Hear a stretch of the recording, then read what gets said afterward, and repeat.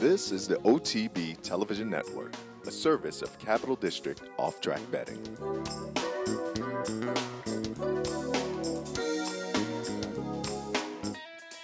It's Golden Sense in full flight for the wire over flashback, and Golden Sense have won the Santa Ana Derby. Orb have won the Kentucky Derby. Thorsten McGee will take charge, is surging, and it's a photo finish. It's too close to call. And Animal Kingdom wins the Dubai World Cup. Macho Man! Broadcasting live from the Capital OTB studios, this is Racing Across America with Seth Merrow. Good morning and welcome to Racing Across America on this Wednesday morning. I'm Seth Merrill. Thanks for joining us. Coming up on today's show, we'll be joined by Jeremy Plonk, horseplayernow.com, and Countdown to the Crown. We'll talk a little bit of the 3-year-old stakes action from this past weekend as we continue to march towards the Kentucky Derby.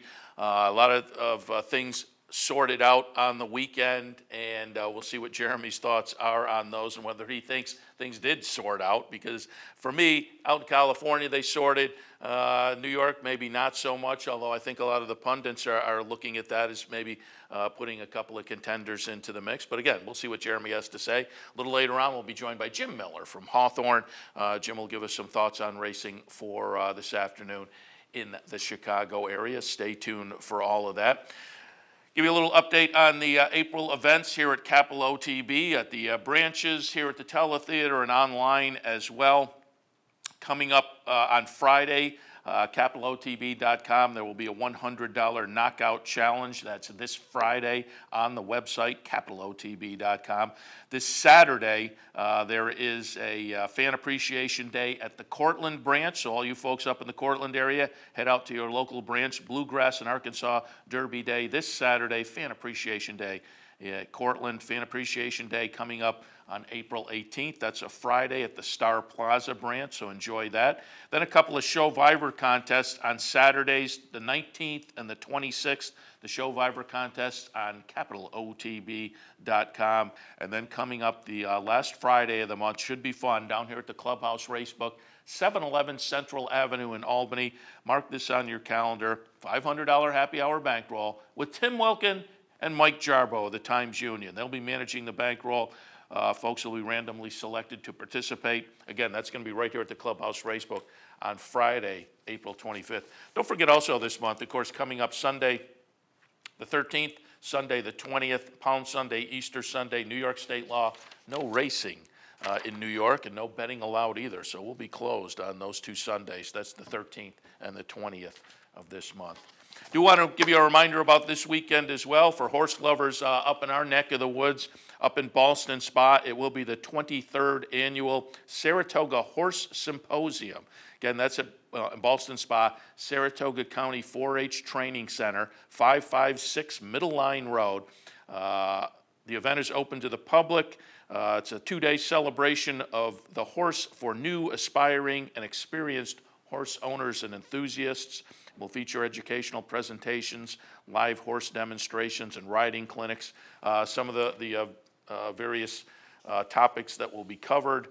Saturday, there's equine wound care, saddle fitting, planning for lifetime care for horses, the mechanics of speed. Coming up on Sunday, an interesting discussion at noontime, a second career for retired New York bred racehorses. So that should be interesting as well. So again, it's covering horses in general, but there's also some racehorse info tossed in there as well. If you're a horse lover, again, up here in our neck of the woods, Ballston Spa this weekend, 23rd Annual Saratoga Horse Symposium, the Saratoga County 4-H Training Center, 556 Middle Line Road in Ballston Spa. And I didn't check. I found this press release. It was on the Saratogian website. The newspaper, the Saratogian website. But I would imagine if you type in Saratoga County 4-H, they may have their own website. You may be able to get some information there as well. But that's coming up this weekend. Half-brother to Rachel Alexandra was foaled in Kentucky last week, a half-brother by Malibu Moon, so there's some nice bloodlines. Malibu Moon out of Lotta Kim, the dam of Rachel Alexandra. Besides Rachel Alexandra, Lotta Kim has also produced Samantha Nicole, the full sibling to Rachel Alexandra. She, of course, finished second in her career debut in February down at Fairgrounds. Now the half-brother to Rachel Alexandra being foaled this past week, again, down in Kentucky by Malibu Moon. We'll keep our eyes on that one in a couple of years. And Zenyatta and Rachel Alexandra both have some offspring heading to the racetrack, presumably this year, that'll be fun to keep our eyes on as well. Talked a little bit about this on the Handicappers Report with Anthony Mormino. And we mentioned it last week a couple of times. Gulfstream Park, which has wrapped up their championship winter meet. The meet itself continues, so it's kind of a false break, but they contract the number of days they're racing. They're only racing now Fridays, Saturdays, and Sundays, and obviously with the big outfits shipping out, the meet itself will change in tone and quality a little bit. So it was a little bit of a question mark with this Rainbow Six, well over $4 million. Would the pace continue? We talked a little bit about it last Friday with Ron Nicoletti. Question mark was, once some of the whales had stepped in and had invested, would they continue to chase? Would the pool that was put in on a daily basis, of which the consolation is paid out from? And again, if you're not familiar with the bet, the Rainbow Six pays the entire pool if there is only one unique winning ticket. Hence, it's up to well over $4 million. The consolation, if there are more than one winning ticket, the consolation is 70% of what is put into the pool that day. And that's why I've said this has become such a fun bet, because typically they had been putting in $350,000 to $500,000. So gets up to $500,000, 70% of that, you're playing into a pool for the consolation of $350,000, and this is a 20-cent base bet. So I played it. I was lucky enough to hit it for $1,500 about a week and a half or so ago, and I've said it's a fun bet. I was curious to see, though, with the end of the traditional meet, would things keep up? Well, sure enough, they have kept up. On Saturday, they put $445,000 into the pool. On Sunday, they put $393,000. So it was pretty comparable to what they've been doing, maybe down just a hair, but still at those levels, it's a fun bet to play. That said, I didn't jump in over the weekend, and maybe it was a good idea because on Saturday, it was a little tough to hit, but 20-cent ticket pays $31,000. On Sunday, paid $44,000. Again, there were two difficult sequences. So my tickets are a little more conservative and leaning toward, I can get a $15 or $20 horse into the mix, but to kind of string a few together becomes a little bit tougher. I'm shooting for that $1,000 to $1,500 payoff, which the sequence is a little more logical. They were a little tougher to hit on the weekend, but if you did, they paid very well. But again, the money being played into it seems to be holding up. Again, this was the first weekend after the Florida Derby. We'll get maybe a better touch this week, 2 weeks out, if things are going to start to go down a little bit. But last weekend, they were still playing into it. So it's still a fun bet. I'm absolutely going to be continuing to dip in myself. Again, I'm not shopping for that lone ticket. That is so counterintuitive. I don't have any hopes for that $4 million. I'm just hoping to put together a ticket that picks up a nice consolation in the $8,000, $9,000, $1,500 range, and that's very, very havable, certainly. Canadian Racing Hall of Fame 2014 inductees have been announced. Among those inductees, Wando, Horatio Loro, Robert Landry, the jockey, and there are other horses and folks in there as well. I have it linked on Equidaily today if you want to read the whole rundown. But Wando inducted into the Racing Hall of Fame.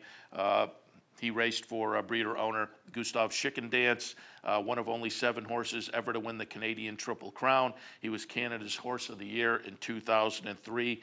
Wando heading into the Canadian Racing Hall of Fame, as is Horatio Loro, was a trainer for E.P. Taylor and trained Northern Dancer back in 1964, 50 years ago. But a couple of notable names as far as Canadian racing with E.P. Taylor and Northern Dancer. Horatio Loro, the trainer, going in based on those connections. And then Robert Landry, the jockey. He was Canada's outstanding jockey in 93 and 94, 29-year riding career. Had over 17,000 mounts, won with over 2,000 of those, had purse earnings of just under $70 million. So Robert Landry also going into the Canadian Horse Racing Hall of Fame in 2014. And again, I have it linked on Equidaily, the press release coming out of the Canadian Racing Hall of Fame, which does note the entire list of this year's inductees. Just wanted to give you a little heads up update with the Racing Festival of the South at Oaklawn and Keeneland underway. There are some weekday stakes races coming up that are worth paying a little bit of attention to. We'll probably talk more about them over the next couple of days. But tomorrow at Oaklawn, it will be the Count Fleet Sprint Handicap Grade 3, $300,000. Notable because Bob Baffert chips in with Secret Circle. Secret Circle, the winner of last year's Breeders' Cup Sprint. Second start off a long layoff, had laid off from April of 2012 when this horse ran second in the Arkansas Derby to October of last year. Put in a start in an optional claimer and then followed up winning the Breeders' Cup Sprint. Has made a 2014 Sprint, just missing in the Palos Verdes this year. But Baffert's Secret Circle, 4-5 tomorrow at Oaklawn in the Count Fleet. And again, this horse second in the 2012 Arkansas Derby, but prior to that, he won the Rebel and the Southwest. So Secret Circle heads back to Oaklawn, where he's had success before, as has trainer Bob Baffert. Coming up on Friday at Oaklawn, The Bachelor, a $100,000 ungraded stake for 3-year-olds. And this one's just kind of an interesting, fun field. You have Candy Dandy in here for Steve Asmussen, who had a really nice maiden breaker at Churchill last June, followed up with a disappointment in the Saratoga Special, then laid off until this year down at the fairgrounds and threw in a little bit of a dud going 2 turns. So the question mark is, can this horse get back to that nice career debut? Might do it, stepping back to a sprint distance. You also have Glacken 2 for Brett Calhoun. 4 starts in the career, 4 exacta finishes. You also have Mighty Brown, who moves out of the barn to Tim Ice. And this is a horse that, to me, was interesting. Took a while to break the maiden, did it down at Tampa this year, and then followed up and won the Pasco at Tampa very, very nicely, but then put together 2 kind of inexplicable duds, particularly coming off those 2 really nice races at Tampa. So Mighty Brown, just an intriguing entrant. Those are, they're all running tomorrow in the Bachelor, Friday in the Bachelor at Oaklawn Park. Also Friday at Oaklawn is the Apple Blossom. Disappointingly short field to me. They're putting up $600,000 for the Grade 1 Apple Blossom for fillies and mares 4-year-olds and up. They only got a field of 5. Closed hatches are certainly going to take the action for Bill Mott. They shipped in and won the Azeri here back on March 15th. And Mott said at that time, just testing out the track and seeing if it was going to be worthwhile to come back for the Apple Blossom. They do come back. And again, Bill Mott, Judd Mott, closed hatches, who was so nice last year as a 3-year-old, returns for the Apple Blossom and probably will be interesting. Rose to Gold has some nice horse for course kind of angles at work here, having raced last year and won the Honeybee and the Fantasy. Comes back to Oaklawn for a start Friday in the Apple Blossom. And On Fire Baby tossed in a dud. She was 4th behind closed hatches in the Azeri, but On Fire Baby is the defending champion in the Apple Blossom. So it's a short field, maybe a little bit of intrigue though. And speaking of intrigue, also Friday, Keeneland now, the Maker's Mile Grade 1 event for $300,000 a mile on the turf. Notable because the seasonal debut of Wise Dan. Wise Dan, who won this race last year. We talked a little bit about it on the Handicappers Report earlier. After the Breeders' Cup last year, and certainly after the Eclipse Awards, the Wise Dan Connections were saying they may be a little more adventurous this year, trying the dirt a little bit more, and we'll see what happens there. There was a Marty McGee article in the Racing Forum just within the past, certainly 48 hours, though, where they may be hedging on that, saying they're going to want to see what Wise Dan does on Friday. So we'll see what happens, what he does on Friday, and what they're talking about coming out of that race. But it's always fun. Two-time Horse of the Year, Wise Dan coming back. In that race, it's a field of 7. Lochte may be a little bit interesting, coming in off a second-place finish in the Kilroe Mile. Prior to that, won the Gulfstream Park Turf Handicap. And Reload, just because it's Shug McGaughey on the turf, coming in off a turf stakes win down at Gulfstream, also could be interesting. But obviously, the horse to beat there by a mile is going to be Wise Dan. So there are some, as I say, some weekday stakes races coming up over the next couple of days that are worth paying attention to. We'll take our first break. When we come back, speaking of stakes races to pay attention to, we'll look back at the 3-year-olds on the weekend with Jeremy Plonk right after this.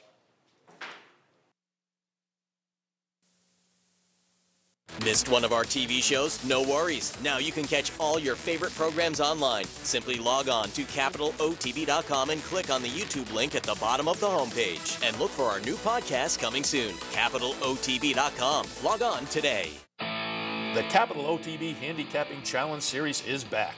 That's right. The 2014 Capital OTB Handicapping Challenge Series is back, and it's your chance to win thousands in cash and prizes, and a seat at the 2015 Handicapping Championship in Las Vegas. This month's contest is the Triple Threat on May 10th. So sign up today, online at CapitalOTB.com, or stop in at the Clubhouse Racebook. The future of online betting is here, and only at the all-new CapitalOTBBet.com.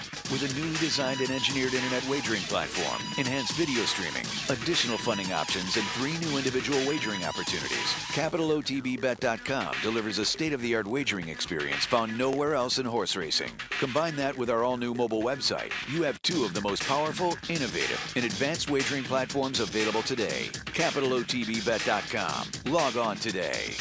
It's called the fastest 2 minutes in sports, and the tradition continues Saturday, May 3rd with the 140th running of the Kentucky Derby. If you can't make it to the Clubhouse Racebook in Albany, you can still be a part of the action by visiting one of our many Easy Bet or branch locations conveniently located throughout upstate New York. For a complete list of our Easy Bet and branch locations, log on to CapitalOTB.com. Capital OTB and CapitalOTBBet.com. The most convenient ways to wager on all the Triple Crown races. I'm Anthony Mormino. Join me weekdays at 9 for the Handicappers Report. We'll handicap the top tracks across the country and help you prepare for the day in racing. That's the Handicappers Report, weekdays at 9, only on the OTB TV network. Welcome back to Racing Across America. Happy to be joined now by Jeremy Plonk, horseplayernow.com and Countdown to the Crown. Again, always want to remind people, stop by horseplayernow.com, pull up the Countdown to the Crown column every Friday. There's a nice package that looks forward to the weekend 3-year-old events, reviews what we've seen in the past week. Really some great info there available at horseplayernow.com from Jeremy Plonk and the Countdown to the Crown package. Good morning, Jeremy. Good morning, Seth, and just a little update on the countdown. We're going to expand it this week as our good friends at Woodbine have brought us on board to do a countdown to the Queen's Plate. Oh, so that's nice. going to debut this week, and some of the Canadian look will be incorporated into the column as well. So you get one download, you get everything for 2 countries. You can't beat it for the price of free. I like that. Yeah, the price of free. I like that quite a bit. Jeremy, also on Wednesday, we like to tout folks going over to the horseplayernow.com website, pull up the archive from Tuesday's night school because there's always good sessions. And I was intrigued last night, the psyche of the horse player. How'd that go? It was good. We had Frank Carulli, the former odds maker of the Maryland Jockey Club and the Preakness for a dozen years. You know, he's retired and gone out to Vegas to become a professional sports bettor now. And we got an update from Frank on how that's going and the differences between betting the sports and the horses and what goes into the mindset and the patience and preparation. And also Pete Fornatale was one of our guests, too, and he's written the new contest book, The Winning Contest Player, where he's interviewed a lot of the top tournament players in horse racing and some of the qualities and traits that he's picked up from talking to those folks. So a very fascinating look at a topic that's really important. We had it last year as well with several, excellent guests last year, Maury Wolf and Michael Baychuk, and all those archives are available. You can go back and listen to them at any time, and the archive from last night's available too. So just open that Night School box, and the first item at the very top of the chat box will be a link of where you can find the archive to listen to the audio. Yeah, it's kind of interesting. I'm trying to think where it was. Just within the past few days, I heard somebody quoted as, if you want to be successful, just follow the template of successful people. So these kind of exercises are productive, I think, in hearing what folks who have done it before, how they're plugged into the game and what they think and their approach. And it just gives people, as I say, that template to go forward and perhaps be successful themselves. Well, discipline and patience were two things that were talked about over and over, and they sound commonsensical, but they're very difficult to do. And the guest gave some tips on that last night, and Steve Vick and myself also kind of gave some of our personal tips of things that can help you become disciplined as well. And so it's something you can learn from other people in this game. That's the great thing about it, and that's what's fun about Night School. Absolutely. So again, if folks go over to horseplayernow.com, you can always pull up the archives. But every Tuesday you can jump on and participate as well. There is a link on the Capital OTB website. You can go to Night School, and again, it's every Tuesday. And it's always 8:30, correct? 8:30 every Tuesday night. Set it in stone from the beginning of the season all the way through the second week of December. Yeah, we try to remind people here on Tuesday mornings as well. But yeah, certainly mark it on your calendar. All right, Jeremy, now let's shift over to your countdown to the Crown thoughts. And boy, it was an interesting weekend. We're getting closer, hoping things sort out. I'm not sure things sorted out a whole lot this past weekend, but we'll get some of your thoughts. There are some interesting races here with regard to the Kentucky Derby, where things out in California, I think maybe they did define a little bit. In New York, I'm not so sure. But first race up also adds a piece to the puzzle. We're going to go back to opening day at Keeneland, to Transylvania. It was scheduled for the turf. It was knocked off the turf and moved on to the synthetic surface. Grade 3 event for $100,000, a mile and a 16th. And we're going to watch the number 1 medal count get it done for Dale Romans. Medal count, who was kind of an interesting little buzz horse going into the Breeders' Cup Juvenile last year, but tossed in a dud and didn't live up to that wise guy status. Came back and won a turf race, optional claimer down at Gulfstream to start the season, 5th in the Fountain of Youth, and follows it up on the synthetic surface with this win Friday in the Transylvania. Again, it'll be the number 1 medal count, getting it done under Robbie Alvarado. Number 11, Picosa runs second for John Velasquez, Pletcher, and Starlight. But the interesting thing coming out of this, number 1 medal count and Dale Romans, they're now saying they're going to be heading to the Bluegrass to try to get points to head to the Kentucky Derby. Your thoughts? Well, yeah, the draw for the Bluegrass is coming up in about an hour at Keeneland at 11:30 Eastern, so we'll see if he's back in the box. I kind of thought coming out of this, when Dale was talking about, I think he's a classic horse, that Dale was talking about the Preakness, and so for them to kind of press the gas pedal and try to get in through the Bluegrass is interesting. I was one of those wise guys that picked this horse in the Breeders' Cup Juvenile last year because I thought the race set up for a closer, and he was one of the better finishers of the horses I saw among the 2-year-old crop. I think that's part of Dale's excitement for this horse moving forward, and you have a ton of speed in this year's 3-year-old class in 2014. A horse who can close and pick up some pieces could be very effective in the Kentucky Derby, and so a horse like Medal Count, who's got some pedigree, who's got some stamina, and will get a pace in front of him, is a horse who you want to try to get in the field if you can. Now, they're going to try to squeeze the lemon really hard to get him in there, and we'll see if that works. A couple years ago, not a couple years ago, I believe it might be 1999, 2000, somewhere in that era, Don't Get Mad was a horse who was a similar situation for Ron Ellis. Ron Ellis, a conservative trainer who you wouldn't expect to do something like that, but he crammed the race in the Derby trial to get that horse into the Kentucky Derby. It worked, and they ended up running 4th. They had a good closer, and so you can slam races together from Santa Anita Derby to the Derby trial to the Kentucky Derby the next week and run 4th. It can be done with the right horse and with the right pace scenario and how everything shakes out. So Medal Count's a talented horse. Credit to Robbie Alvarado. Great ride in there. He really made a bold move on the inside coming around the turn, and it was a winning move in the race. This is a talented horse. I don't know if he can win the Kentucky Derby, but I know he's going to get the right setup. You know he's going to be strong and fit if he can get through the Bluegrass successfully and go on to Kentucky. So you know he's going to be a now horse, and you know he's going to get the right pace setup. And he's got a classic winning trainer who's done very well in the Triple Crown in the last 4 or 5 years. So there's some to like, and then there's obviously some to question. Yeah, and as I say, he adds another interesting piece to the puzzle if he does go this weekend, no question about it. And you weren't alone. I had a number of guests the week before the Breeders' Cup. I'd say probably at least 3, might have been 4 people mentioned medal count. So by Breeders' Cup day, I was kind of looking at him myself, but it may have now taken him a few races to live up to that wise guy status, because you would have to think he'll go off at a little bit of a decent price in the Kentucky Derby. We'll see if he could hold that up and get in the first place, but then what happens out there. All right, let's go up to New York on Saturday, and we'll look at the 3-year-old sprinters in the Bayshore first. We're going to watch the stretch run of this $300,000 Grade 3 event. And this race to me was kind of interesting because Coup de Grace started the career with some nice promise, broke the maiden in November at Aqueduct, followed up with an optional claiming win down at Gulfstream, and then went into the Holy Bull and ran a disappointing 10th in a field of 11. Chad Brown comes back in a sprint on Saturday at Aqueduct, the Bayshore, again, 7 furlongs. We'll watch number 4, Coup de Grace, just get it done late over Oliver Zip. Kobe's back, will run a disappointing 3rd at 6-5. The Admiral, also a little bit disappointing for Bob Baffert, running 4th. But Coup de Grace gets back on track and kind of validates that early form. Yeah, I liked him in the Holy Bull and thought he could pull the upset in there. It turned out he wasn't a 2-turn horse because he had a nice trip along the rail that day and gave it up. Back to 1 turn, he ran a good one, and this is where the horse belongs. You know, you've struck on a common thread already. In that medal count was a horse who was dispatched in Florida by horses like Wildcat Red and General A-Rod. Now you come to Coup de Grace, who was handled by Cairo Prince. And you're going to talk about another horse coming up at the Wood Memorial who was beaten by those same horses. It was an incredibly productive day last Saturday for those horses exiting the big preps in Florida. The Florida Derby horses, without running, sitting in the clubhouse, had tremendous form flattery throughout stakes races at various distances and surfaces, like we saw in the Transylvania, like we saw sprinting, and as we saw routing in Aqueduct.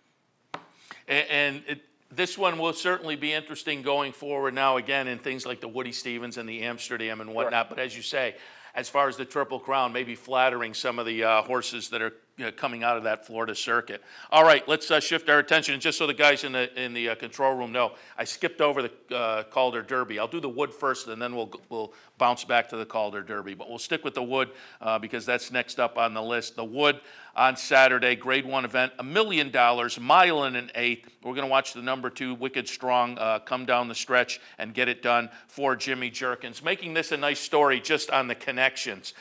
So Wicked Strong, disappointed down in Florida. It was interesting. I had Bob Ehalt on a couple of days ago, and after the race, he interviewed Jimmy Jerkins, and Jimmy said, his dad, Alan, said, you know, there are 2 tracks where you can toss out the past performances, Saratoga and Gulfstream. And it certainly turned out to be the case with Wicked Strong as he got back on track with a return to New York. Wicked Strong, the 2 wins. Samrat just gets up in the photo over social inclusion, which could have broader implications if it keeps the speed social inclusion out of the Kentucky Derby. So that photo, a little back of Wicked Strong, was kind of interesting as well. But to me, I didn't put Wicked Strong on my top 10 this week, but I think he's interesting given the anticipated pace scenario in the Derby. Well, he's an improving horse. I mean, he's obviously inconsistent, but he reminds me a lot of Sea Hero, a horse from 1993 who wound up winning the Kentucky Derby. A very solid 2-year-old. Of course, Sea Hero was a stakes winner at 2, but Wicked Strong only stakes place. But a horse who just didn't handle Florida at all for a veteran trainer who just scrapped the plan and said, let's come north. They get back in the cooler climes, and the horse just wakes up. And this horse visually, his performance, if you go back, do yourself a favor, go to YouTube and watch the 1993 Kentucky Derby with Sea Hero, and then watch the replay of this race. The trips are eerily similar. They look similar striding out at the end of the race, and it's just kind of a lot of those storylines, and that's something I'm going to touch on in Countdown this week. You know, there's a little something there. There's definitely some pedigree for Wicked Strong. He's got a lot of damn side stamina, you know, out of a charismatic mare. I like the way the profile sets up for the pace.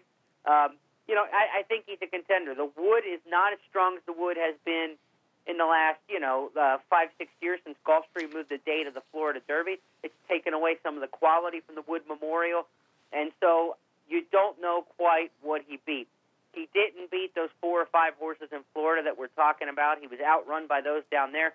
Was it the track? Was it the heat? Was it the circumstances? Why he wasn't competitive with those horses in Florida? We'll find out on a neutral field at Churchill Downs. But he's an interesting horse. He's a little more interesting to me than some of the more recent Wood Memorial winners. I like him more in the Kentucky Derby than I did Verrazano last year. And Verrazano was unbeaten and had all the flash and, was among the morning line favorites for the Kentucky Derby because he just seemed like a horse who was kind of getting there, rushed there, speed. You didn't know how far he would run, what has he beaten, that sort of deal like that. At least with this horse, you've got a good 2-year-old foundation under him, a conservative horseman who's not going to go unless he's doing well, and a horse who can get the distance. So he's got some pluses in his column. I think I put him somewhere around the 7 mark or something like that in the top 10. There are definitely horses I prefer to him at this point. But he's one, if he's working really well leading up to the Derby, he could get interesting for the exotic play. Yeah, and I'm looking at your top 20 now as part of the Courier-Journal Derby media poll. You do have Wicked Strong at 7. You have Samrad at 12. But let me ask you this. I don't see Social Inclusion on the list. Is that talent, or is that the fact that he lacks the points? Both. Okay. I think his race was phenomenal. Not to knock him off. He ran too good to lose. I mean, he ran a tremendous race in the Wood Memorial.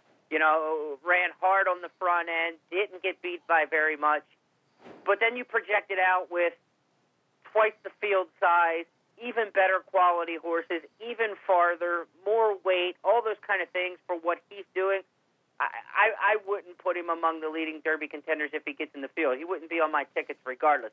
And I don't think he's going to make it into the field. I mean, I just don't think that number of points scenario, the way it's working right now, is going to get it done. So that photo and that nose will cost him. Now, this is a horse who is very, very, very dangerous for the Preakness. I mean, he is highly dangerous for the Preakness Stakes. And I hope that he doesn't get in the Kentucky Derby to give him his best chance to run well in the Preakness. He's a horse who could get ground up in the Kentucky Derby and not seen again for a long time. Social Inclusion we're talking about. But in the Preakness, coming in fresh, the Preakness field size will be about half the Derby, 10, 11, 12 horses, a 16th of a mile shorter. He'll have some freshness. He'll be as good of a new shooter in the Preakness as we've seen in a long time. A horse who has a legitimate talent and is aimed there the right way. If you recall, Sanchez of Rontos Racing said their original plan with this horse when they were behind on him and they got him back to the races in Florida was the Wood and the Preakness. They never started talking about the Kentucky Derby until he blew top billing out of the water. And then all of a sudden, hey, maybe we have a Kentucky Derby horse.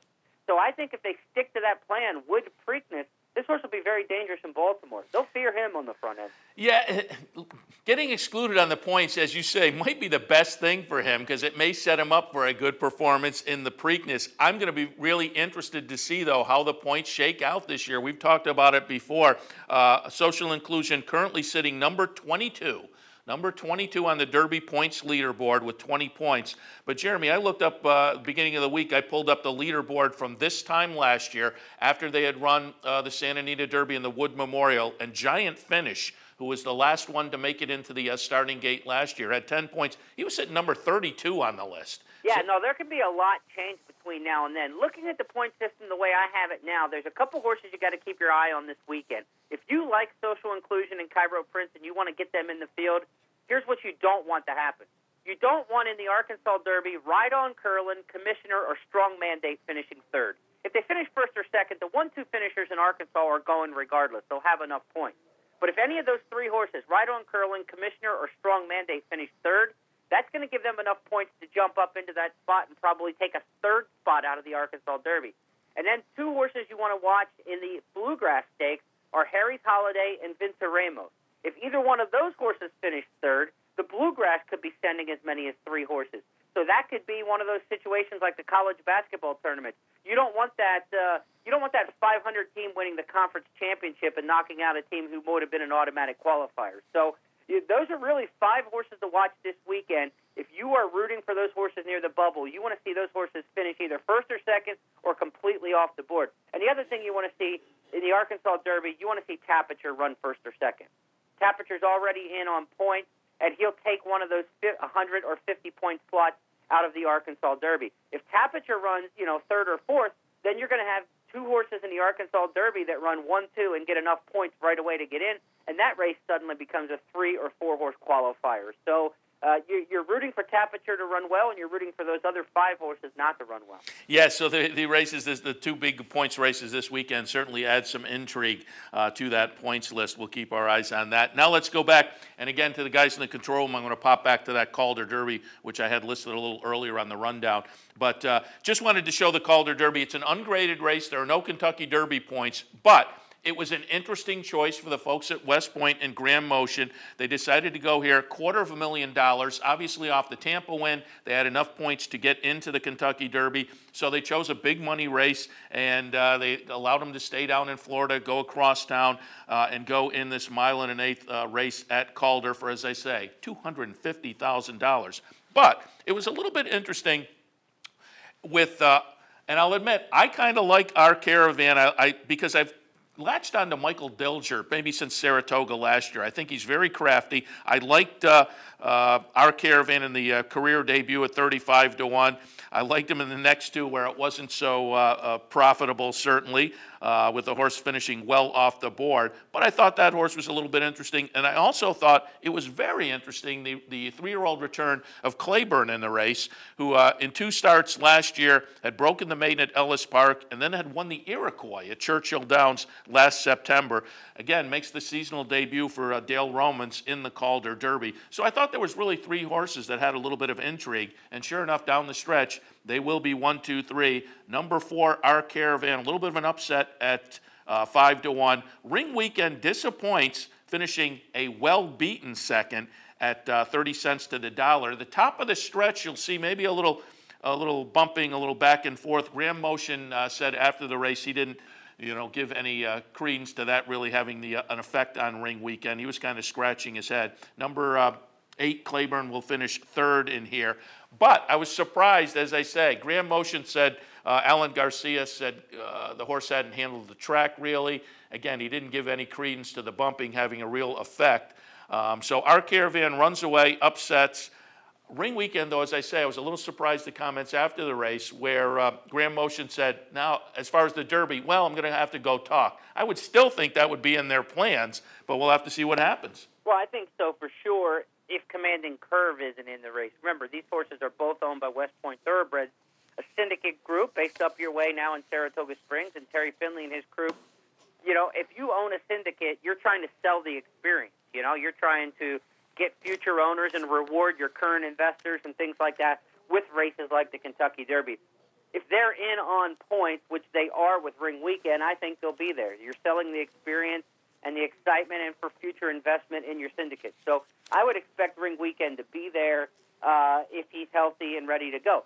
Now, if he's not quite where they want him to be and they can get Commanding Curve in the race, the late running 3rd in the Louisiana Derby, Dallas Stewart trains that runner. Remember, Dallas got the big runner-up last year in Golden Soul in the Derby at a big price. Commanding Curve kind of fits that same mentality, and he's also owned by West Point Thoroughbreds. So if Commanding Curve can get in the race on points, which looks like a long shot at this point, he's in that same boat with 20 as a lot of the others. If Commanding Curve can get in, you could see them saying, well, maybe we don't need to take Ring Weekend. However, I would say there's a very good chance, more than 90% chance, Ring Weekend moves on to the Kentucky Derby. He didn't need to run and win the race on Saturday, so it's kind of like a workout. I'm sure they didn't lean on him that hard, but I'm sure they also thought that they would handle Our Caravan, or at least run, a much better second than they did. Have to be disappointed coming out of that result, but at the same time, you look at it and you say, there's really nothing lost by it. It was a paid workout. They got 20% of a $250,000 purse, $50,000 to get another race in instead of just going straight from the Tampa Bay Derby to the Kentucky Derby. And his reputation's hurt a little bit, but other than that, nothing was harmed. Yeah, again, I found it an interesting choice after the Tampa Bay Derby when they said they were pointing this way, and I thought, it's pretty good plan, actually, when you think about it, given that they've gotten the points. So they had to be disappointed. But it was a second-place finish, and, in the what have you done for me lately kind of mentality, I can see where folks would be against. But off of that race down at Tampa, I think he's got some talent. And if he was mine, I would be going, and I think you're exactly right. Given it's a syndicate kind of a situation, they sell the experience. It seems like a foregone conclusion, again, unless their other runner gets in there as well. We'll see. And let's not forget, even if he wins that race at Calder, nobody gives him a whole lot of credit for it. You say, would you beat? And he's still 25-1 in the Kentucky Derby. Even coming off of wins in the Tampa Bay Derby and the Calder Derby, that kind of horse is not going to get touched in Louisville. He's 25-1 regardless. Now he might be 40-1. Yeah, all right. And again, it was an interesting weekend from that aspect, the strange path or the unique path, let's put it that way, for a Ring Weekend. A Wood Memorial that, for me, added to the puzzle that's shaping up for the Kentucky Derby. But let's shift our attention out to Southern California. Over the past couple of weeks, if there was any race that added some definition to the pundits' Derby 10s and Derby dozens and whatnot, it was the Santa Anita Derby. I'm looking at your vote here in the Courier-Journal media poll. California Chrome on top. We'll watch the really impressive stretch run of the Santa Anita Derby. Grade 1, $1 million, mile and an eighth. Number 5, California Chrome gets it done. It's 70 cents to the dollar. Opportunity runs second in here. Candy Boy will run third. But, boy, this was impressive. And you add in Jimmy Jerkins, the son of Alan Jerkins, and then you add in Art Sherman going through the line back to swaps. Certainly, the pundits have been wringing their hands a little bit about Steve Asmussen participating in this year's Derby. But I think coming out of this weekend, you have some good human side stories that we'll certainly be keying on. Art Sherman being one of them, and what a great job he's done so far with California Chrome. Yeah, you're going to see the Art Sherman story all over, and that's going to resonate nationally. That's going to be the, NBC has the Kentucky Derby, and they always get some features on the Today Show, on nightly news. You're going to ride the train with swaps back to 1955 several times Derby week from a national publicity standpoint. I mean, that's going to be the sellable story on the flip side of Asmussen if Tapiture moves on to the Derby. So, yeah, California Chrome, but he's not just a good story. I mean, he's kind of like Smarty Jones in that he's a good story and a damn good horse at the same time. And they have kind of similar running styles and have had similar success along the prep path. Smarty Jones was unbeaten, but California Chrome, in this year's running, has remained unbeaten. He looks awfully good. What holes are you going to punch at him? I know he's by Lucky Pulpit. I know he doesn't have much pedigree, but he just drew off in 147 and change at a mile and an eighth. And that wasn't a super highway fast track at Santa Anita. It's not like every race was going in 108 flat for 6 furlongs. So this was a really good performance, and he pulled away from really good horses. I mean, Opportunity and Candy Boy can run. This is as good a crop from California as what we saw in 2012 when you were talking about I'll Have Another, Bodemeister, Creative Cause. And these kind of horses were running 1, 2, 3 in the Preakness, 1, 2, 5 in the Derby. This is a really good crop from California. And California Chrome's obviously at the head of that list now. I mean, he dominated the Santa Anita Derby. It's hard to knock anything that he's done, and you can be anti-value, or you can be pro-value and anti-favorite when you get to the Derby and say, look, he's never traveled, he's only run over his home track, that kind of deal like that. But people forget it's a 3-hour ship to Del Mar, and it's a different synthetic surface down there. On the East Coast, if a horse runs at Aqueduct and ships to Monmouth, you say he can handle multiple surfaces. But in California, everybody kind of gets lumped together, and they say, oh, they've only ever run in California. But, it's a 3-hour trip to Del Mar. It's a completely different surface, and he ran well there, too. So, he's got some versatility to him. But if you want to take a stand against him because he's going to be overbet in the win pool, I wouldn't have any problem with anybody ever trying to take a stand against a favorite in a 20-horse field. But you can't just look at him and find a whole lot of knocks.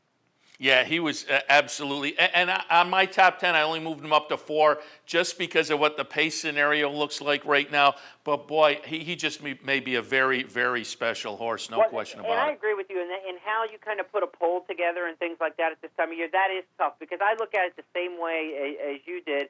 And then I looked at it and I just said, well, geez, but if I'm just ranking what these horses have done right now, a poll is kind of partially a celebration of what you've done and a projection of what you will do.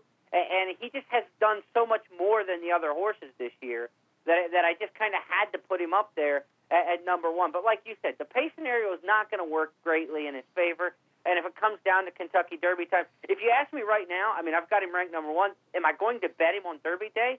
Chances are slim. I mean, I'm probably going to lean somewhere else. I mean, I'm hoping something else rises up here, out of the Arkansas Derby or Bluegrass that maybe will catch my interest at a price. And I think the runner-up Opportunity is a horse you must keep your eye on. He blew by California Chrome in the Gallop Out, and I know that Victor Espinosa was pulling the horse up and taking an easy past the wire, but Opportunity gallops out like a beast after every race, and he was not cranked to run on Saturday. This was not his A race. He had made the 2 road trips to Fairgrounds and to Oaklawn. Bob Baffert was taking the conservative approach here with Opportunity, keeping him at home and just wanting to get a good race out of him. And we know this. Baffert's Santa Anita Derby winners have been blanked in Kentucky. It's the horses who run second and third at Santa Anita who have given him success.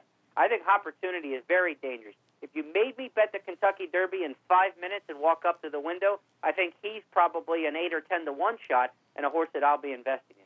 All right, Jeremy, we've got to wrap up. But yeah, I'm looking forward also to see what Tapiture and Bayern do this weekend. There will clearly be some preview of both the Bluegrass and the Arkansas Derby on the Countdown to the Crown website, the package. You can find that through horseplayernow.com. Jeremy, as always, we appreciate the visit. We'll talk to you next week. Okay, take care, everyone. Jeremy Plonk, again, horseplayernow.com, Countdown to the Crown. We'll take our next break. When we come back, it'll be Jim Miller from Hawthorne. We'll talk a little Hawthorne action right after this. The future of online betting is here, and only at the all-new CapitalOTBBet.com. CapitalOTBBet.com delivers a state-of-the-art wagering experience found nowhere else in horse racing. CapitalOTBBet.com. Log on today. Fascinated by the world of horse racing? Interested in honing your handicapping skills? Class is in session. Night school, Monday nights. Easy to access online. It's free, interactive, and informative for the casual and serious race fan. Horse Player Now Buzz. Live horses to watch emailed to you daily. Our eyes, your prize. Night School in the Buzz. Visit horseplayernow.com for details. Each morning on the OTB TV network, you get the very best in horse racing programming. Weekdays begin with the Handicappers Report, where professional handicappers share their selections and analysis of the day's racing. Followed by Racing Across America, a daily conversation with racing personalities from around the country. Saturdays include Down the Stretch, where Mark Casano speaks with the biggest names in racing. And Sunday mornings, it's Loose on the Lead, where Steve Bick and I offer news and a unique lineup of weekly guests. All here on the OTB TV network. Funding your Capital OTB bet account is as easy as 1, 2, 3. 1. Easy Money. Clearly the fastest and easiest method of depositing funds into your account. Make deposits or withdrawals in just minutes. 2. Green Dot Money Pack. Gives you instant access to your funds. Green Dot Money Packs are available at thousands of retailers nationwide. And 3. MasterCard Visa. Simply click on the link from the funding page, enter your account information, and fund your account. CapitalOTBBet.com. Log on today. It's called the fastest 2 minutes in sports, and the tradition continues Saturday, May 3rd with the 140th running of the Kentucky Derby. And there's only one place to watch it, the Clubhouse Racebook. To be a part of the excitement, reserve your seat today by calling 446-4010. Welcome back to Racing Across America. Very happy to be joined now by Jim Miller from Hawthorne, Morning Line odds maker, paddock analyst. Good morning, Jim.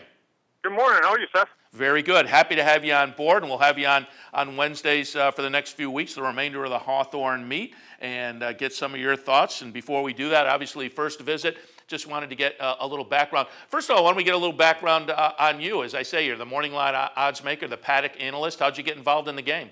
You know what? I actually started 21 years ago now. Started at Arlington Park and started working my way up as a guest services person. Halfway through my first year, worked into the press box, and then following year started doing the analysis in the paddock, and spent 4 seasons there before moving to Hawthorne, and 16th year at Hawthorne. So I really enjoy it. It's a great family to work for in the Carey family, and having a lot of fun doing it. Nice, nice. And now let's get a little bit of background for folks who aren't normally jumping on the Hawthorne bandwagon. We want to get them introduced a little bit and playing. Give us some thoughts.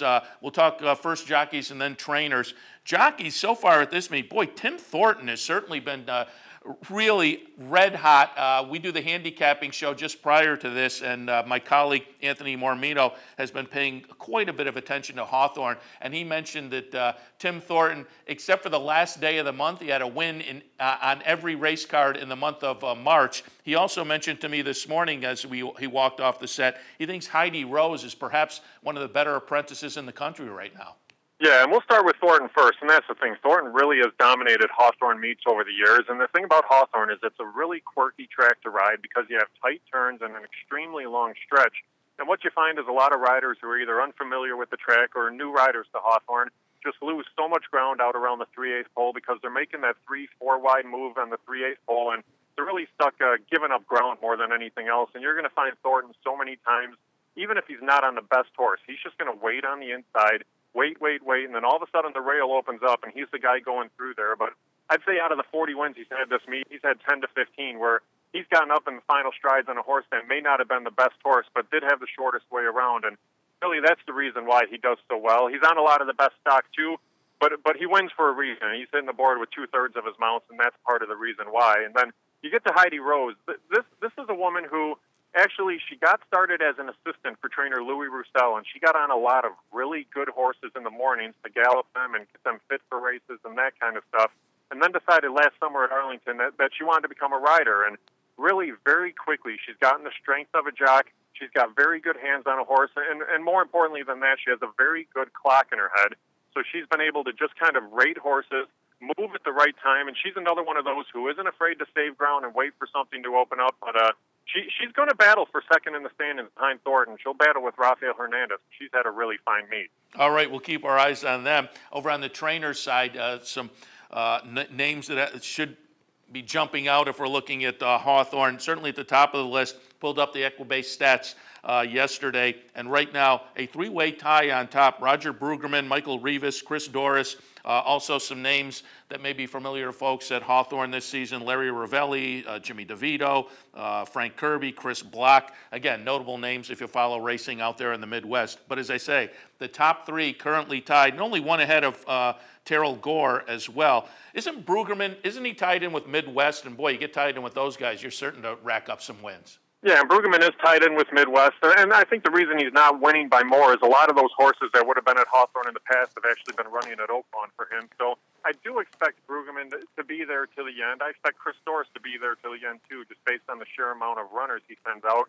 But you touch on Terrell Gore. Here's the thing that's been amazing about Terrell Gore is you look at the stats, 11 wins out of his first 31 starters. Terrell Gore had that many wins combined over the last 2 years. So this has been a meet that's just really been good for him. His horses are coming around. His younger horses are coming around. But he's one of those guys who, when we had a really rough winter here in Chicago, he didn't miss a beat. When you had days to get out there and train, he did, and he kind of got the jump on some of these other trainers, and that's the reason his meet has gone so well for him. But he's a guy where everything he's sending out is live, so really you need to keep an eye on the Terrell Gore runners. Sounds good. All right, let's look at this afternoon. First up, give us a little weather forecast. Beautiful today. This is the best day we've had probably in 6 months here in the Chicagoland area. So you have temperatures in the 60s. You're going to have a fast main track. Played pretty quickly for morning works, but it's been playing evenly on race days. And I would expect it to play evenly throughout the course of today's card, and then we'll see how things unfold. But really, a nice day for racing. Nice. All right, let's first up look at Hawthorne's second today. $5,000 claimer for 4-year-olds and up, going 5.5. How'd you see race 2? The thing that was interesting about this race, it kicks off the 50-cent early pick 4, and just looking at this race, there's so much early pace in here, and I think it's going to set up for a horse like Scotch Irish, the one, as this is a horse that has some tactical speed, but doesn't have to have the front. This is a horse that really likes this Hawthorne track, and look at Hector Magana. Hector Magana actually ran the farm for a long time for Midwestern Florida, and now he's gone back to his training career, and he's had this horse, knows the horse well. And a horse like Scotch Irish is a horse that I think is just going to rate along the inside, take back a little bit early, and then try to make that late run. But it's a race just extremely full of pace. And I can see Scotch Irish picking them off and paying $9 to $10 to win. Sounds good. All right, let's look out at race 5 this afternoon. An allowance, non-winners, a 2 lifetime condition, 3-year-olds and up. They're going 6.5. Your thoughts on the 5th? I like the 3 Caleb's Comment in this spot. And trainer Hugh Robertson had a lot of horses at fairgrounds that have been coming back to Hawthorne. And twice over the weekend, he actually struck with horses that had been running on the fairgrounds turf course, then come back to the Hawthorne dirt and run big races. One in a maiden allowance race, another in an open allowance. And a horse like this, again, just looks like it's going to get the trip. You figure Looking at Country is going to be a gun-and-go type from the inside. Febreze, the same type. But the one thing, when you're looking at this race, 4 of the 6 horses in here are Illinois bred. Caleb's Comet, not an Illinois bred, this year Kentucky bred, and this is a horse that just may have a class advantage over the field, and I still expect horses like Febreze and maybe even Looking at Country to take some action, but I think Caleb's Comet can stalk and pounce late. Hugh Robertson, obviously a limited sample so far, but according to the Racing Form stats, 44% at the meet, and the aforementioned Tim Thornton on board as well.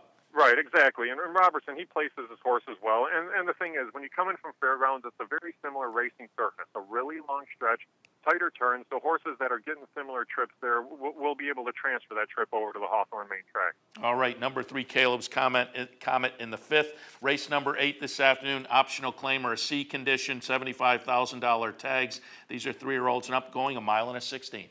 Yeah, really good race there, guys, too. You get that field of 7, but a lot of horses with earnings. You have some stakes winners in this spot. A horse like Mavericking ran a really big race in that last start out, and I thought that was a questionable DQ. But if you look at the 5 of Ford, this is another one that comes in from fairgrounds, really likes this Hawthorne strip, and Ford's a horse that I think will be able to sit back early. And I wanted to wait to see what the scratches were going to be, because Big Louie, there's no scratches as of now. Big Louie's a horse that is probably going to show speed. Hope for Today is another one that has to go, and then Francois is not going to be too far out of it, but it really looks like a Ford should be able to just tuck in right behind those pace setters and then come running at him late. But this is a horse that's taken on some pretty good company. I mean, that last race in the Mine Shaft, good solid effort, finished 5th, was beaten only 4.5, and really not a bad effort at all. So I like a Ford there in the 8th. Yeah, it looks interesting, as you say, getting perhaps a little bit of class relief off the stakes races down at the fairgrounds. Does look like a contender in there with that horse for the course angle at work as well. Jim, we absolutely appreciate the visit, and again, we'll be checking in on Wednesdays through the end of the meet. So good luck this afternoon. Again, thanks for visiting us. We'll talk to you next week. All right, Seth, take it easy. Thanks a lot. Jim Miller from Hawthorne a little bit earlier. It was Jeremy Plonk, HorsePlayerNow.com, and Countdown to the Crown, all of which wraps up and puts in a nice bow the Wednesday edition of Racing Across America. We're here every Monday through Friday from 10 to 11 a.m. A little earlier, it was the Handicappers Report. Anthony Mormino and I took a look at Keeneland and Aqueduct. Hopefully we gave you some good information. So no matter what track you play, cash a few tickets this afternoon. We'll see you again tomorrow morning.